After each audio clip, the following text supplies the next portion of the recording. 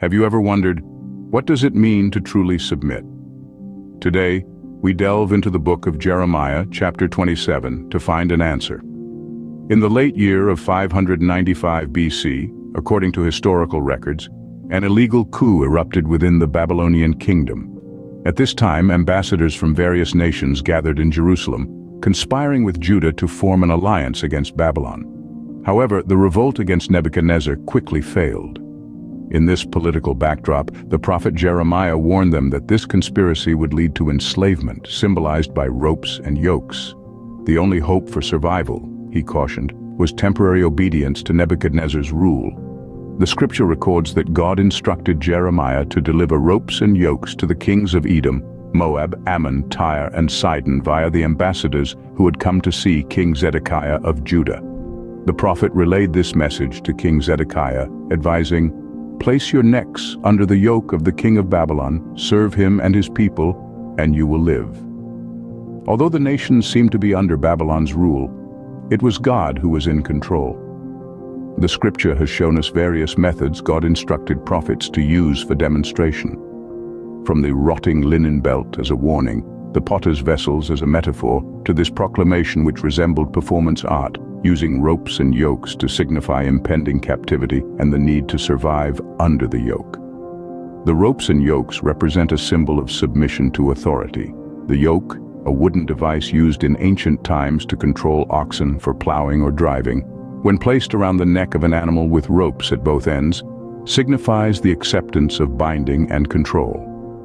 Jeremiah, obedient to God's command, created a yoke and ropes, placing them around his own neck. The sight was striking as he walked out the door, making everyone take notice. It also symbolized the prophet's obedience to God as he proclaimed the message of submission. When a nation faces a choice of life or death, many prophets tend to emerge with prophecies. If their prophecies do not come true, they are deemed false prophets. Interestingly, not only in Judah but also among the nations, false prophets were numerous and popular, while true prophets were few and often oppressed. Why is this? One major reason lies in the prevalence of religious nationalism. Many false prophets arose who, although they could not see God's mighty plan, could stir up the people with human wisdom and methods from a nationalist perspective. Religious nationalism is essentially an ideology of idolatry. It is a secular religion that mimics the form of traditional religions through text, rituals, symbols, and ceremonies, often hiding within religious organizations. While religious individualism is centered on personal interests with all religious forms serving the individual, religious nationalism is centered on national interests with all religious activities and speech serving national interests. Pure Christian faith, however, is different. It doesn't serve any individual, group, or national interest, but submits to the guidance of God, the creator of the universe, benefiting the general public. As the scripture says, the principle of Christian life is, all things are lawful, but not all things build up. Do everything for the glory of God. Seek not your own good, but the good of others. To summarize, Jeremiah's prophetic warning, symbolized by the yoke and ropes, is a call for submission to God's will, even in the face of seemingly insurmountable challenges.